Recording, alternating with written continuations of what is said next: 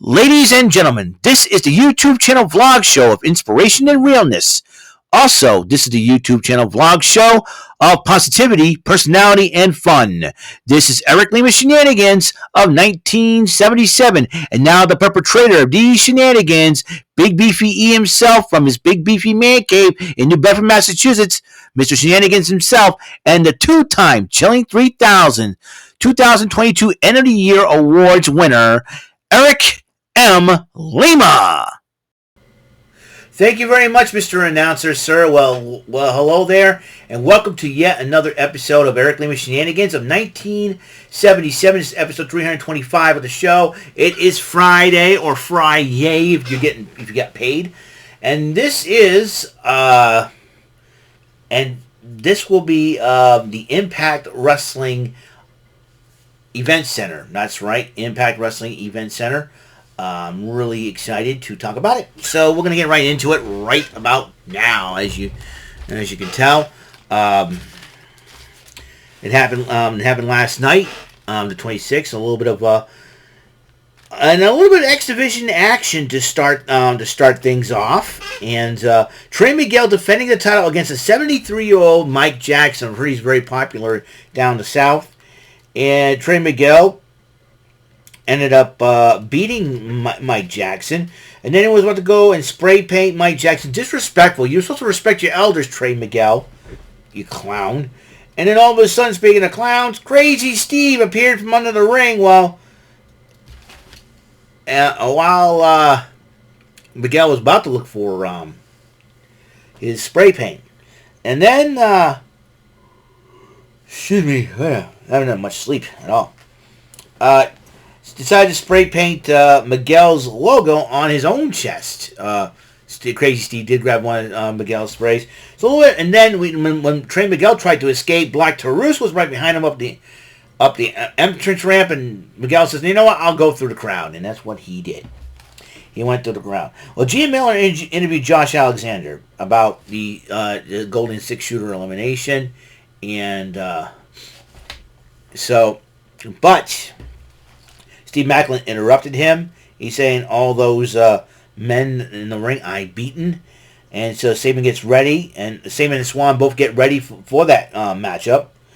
And the team of Kushida and Kevin Knight from New Japan took on the Good Hands. That'll be Jason Hotch and John Schuyler, which Kushida and Knight did win. And then Santino Marella finally revealed the mystery partner for Gisele. And then Jai Vidal was really marking out and excited because I'm a big fan. And then Gisele shot to kind of nod her head. Good going, Santino. And then all of a sudden, Jai kept on marking out for this mystery partner. He goes, "Come on!" So there's that. Then Mickey James was talking to Jordan Grace, and he says, "Thank you for." And Charity Case, and then Jordan Grace corrects. He goes, "No, I'm looking out for my investment." And then Mickey James goes, "You know what? After I get done with Masha, I'll deal with you." So I'm counting on it. So the Knockouts Tag Team titles on the line. Death Dolls, Jessica, Taya Valkyrie, and Rosemary teamed up against Gisele Shaw and the partner that Santino chose for her, Tara, a.k.a. Victoria, a.k.a. Lisa Marie Varon, which last year, in October of last year, we had me and my colleagues at Rant and Rave had the honor of interviewing her. It was one of the best interviews we ever had, despite what has happened afterwards, the aftermath of the whole thing. But nonetheless, but next week, our first Rant and Rave interview of 2023. Our guest will be none other than Eugene, a.k.a. Nick Dinsmore. I'm sure he's got a lot to tell. Now, I got a lot of questions to ask him about a certain matchup. I cannot wait to interview him. It's going to be an honor interviewing Eugene, a.k.a. Nick Dinsmore. Check out that interview next week on the Brandon Martin channel, Rant and Rave, Thursdays at 8. Can't wait. That rhymes. 8, can't wait. Oh boy. Uriel Ibarra is going to get in my head on that one. Anyways, so But during the matchup, Tara wanted to tag. Shaw was like, forget it. And they started arguing. Shaw was disrespecting Tara. Tara hit Shaw with the Widow's Peak, setting up the Death Dolls to pin her. In fact, even Taya and Rosemary and Jessica were giving her some love, giving Tara some love, which, it just shows the respect that Taya Valkyrie has. I mean, Taya Valkyrie and Tara in her prime against Taya Valkyrie, that would have been a banger of a matchup any day of the week. So Rhino is ready for getting ready for the Golden Six Shooter. He's getting them going.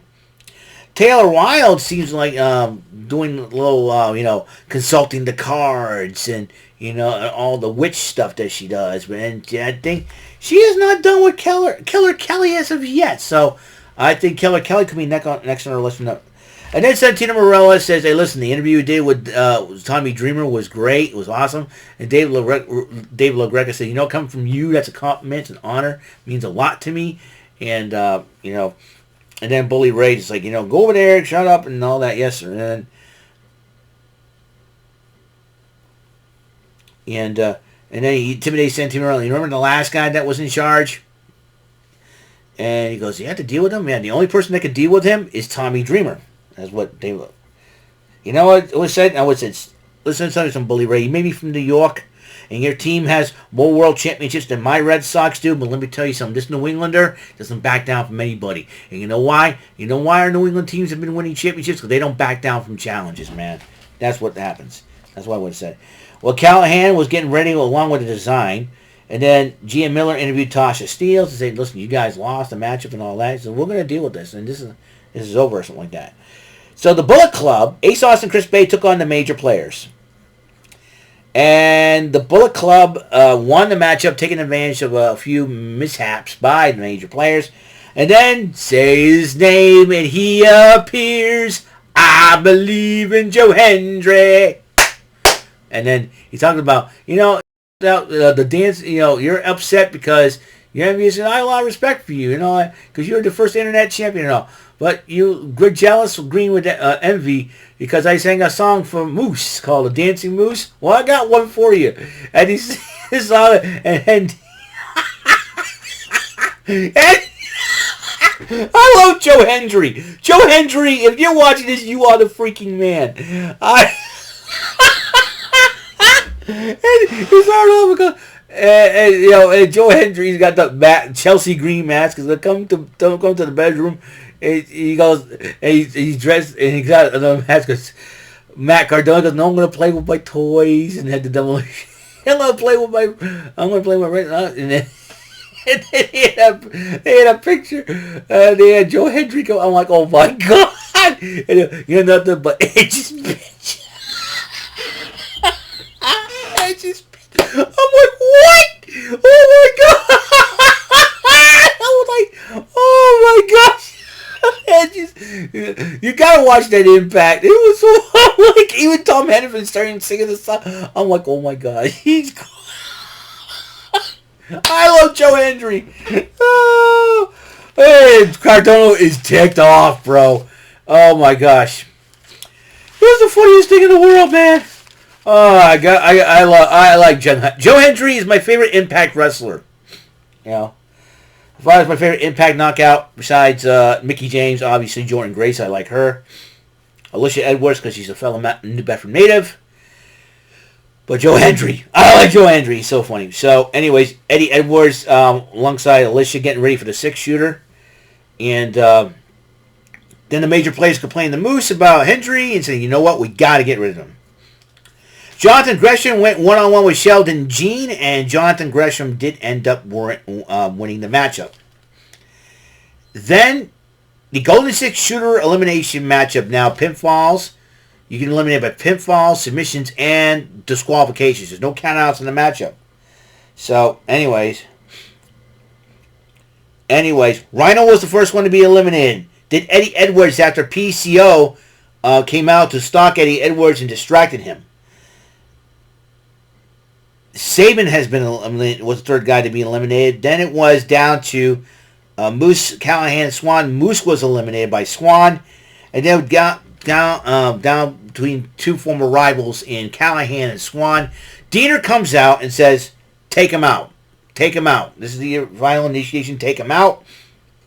He did that. Oh, actually, no, he tried to do that, but Swann did win the match in the end. And as Swann was celebrating, the rest of the design came out and tell Callihan, try to take him out. And then Swann was trying to tell Callihan, hey, these guys are not for you and all that. And then pushes comes to shove. Diener hits Swann, and before you know it, they started jumping on Swann. Yuya Uemura,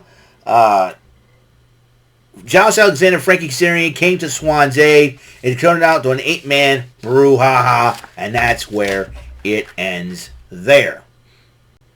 And that will be all the time we have on this show for episode 325 of Eric Lima Shenanigans of 1977. I almost went to 1997. Wait a minute here.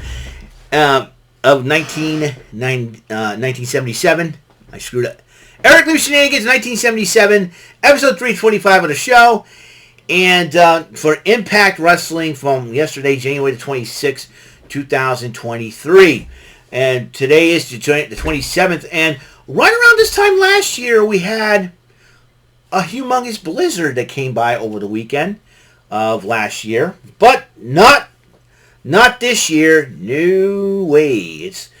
It's smooth sailing weather-wise. I know February usually is the one where everything starts picking up and all that, but I'll tell you what, it's been a nice winter so far. It's been a decent winter. I mean, we had a lot of rain. We had more rain than snow. I mean, with snow, it's like 1 to 3 inches, no big deal. Most of it was grass surfaces and car tops, basically. Because by the time you I get out there and all that, it's like, okay, roads are clear. Just in case, you don't want to take any chances, you just go, I take the highway and bada bing and get to work and don't have to worry about anything except for just a normal run-of-the-mill routine. That was at work so far. So far, so good. We still have yet, get out of the doldrums of the winter. We have 4 days left until the end of January. You got, 28 days in February. It's 32 days. And then you got 19 days left of winter because I believe March 20th starts spring.